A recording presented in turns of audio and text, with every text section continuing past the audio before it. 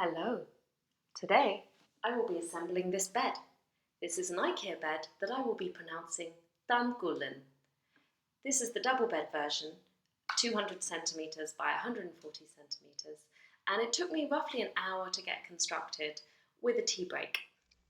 The bed comes in a box that's roughly 200 centimeters by 75 centimeters, which I imagine isn't going to fit into most vehicles unless you're particularly good at Tetris or have a very large car. If you're more of a visual learner, I'm going to illustrate the size by lying next to it.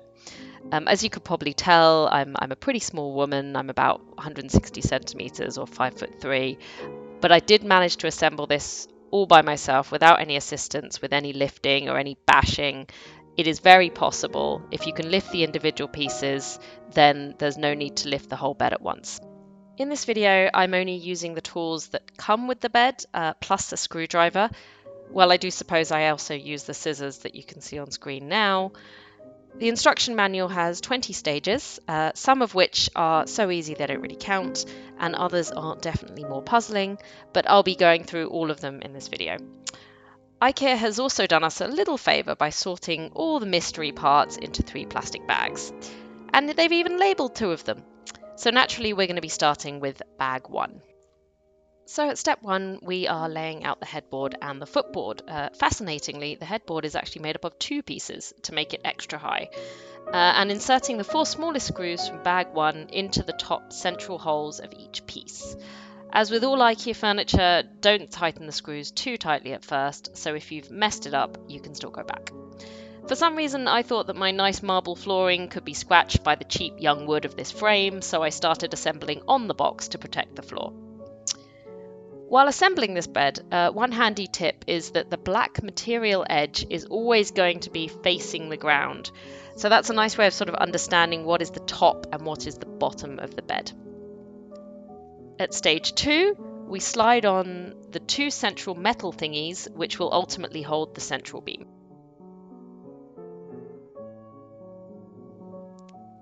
At step 3, we slot the 2 plastic outer screws and then the 2 plastic inner screws into the bottom half of the central beam holder thingy.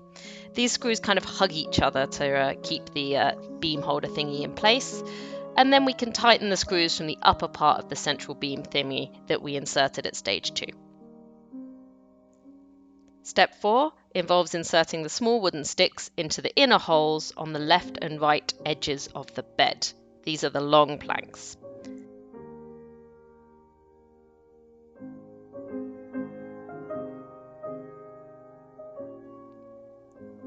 At step 5, we take the 2 long black screws and perform a classic IKEA move by inserting the long black screws into the top holes from the left and right edge pieces, alongside the nuts which go around the corner and hold the black screws in place.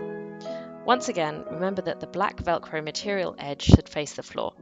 This is a good way of figuring out which is left and which is right. And all of this is taking place at the foot of the bed. At step 6, we're filling those bottom holes on the foot end of the bed with the smaller screws left at bag 1. At steps 7 and 8, we perform the IKEA nut bolt classic again, using the longest screw left in the bag and the remaining nuts using the top holes on the headboard. Next up, we use the final screw in the bag into the bottom holes of the headboard. At stage 9, we get to open the second bag, easily slotting the plastic shoes onto the feet of the bed. I decided to improve these by adding sticky felt thingies, sold separately, to prevent the marble floor being scratched by soft plastic. Then it's time to show my strength and turn the bed on its side in order to form a slightly fiddly move at each corner with the legs and 2 bits of metal which line up and are then held in place with a nut. The black material making out the bottom of the bed is no longer required. We now upsize the headboard by inserting the wooden pegs into the outer and larger holes of the upper headboard and the pointy end of the double-ended screws into the smaller holes.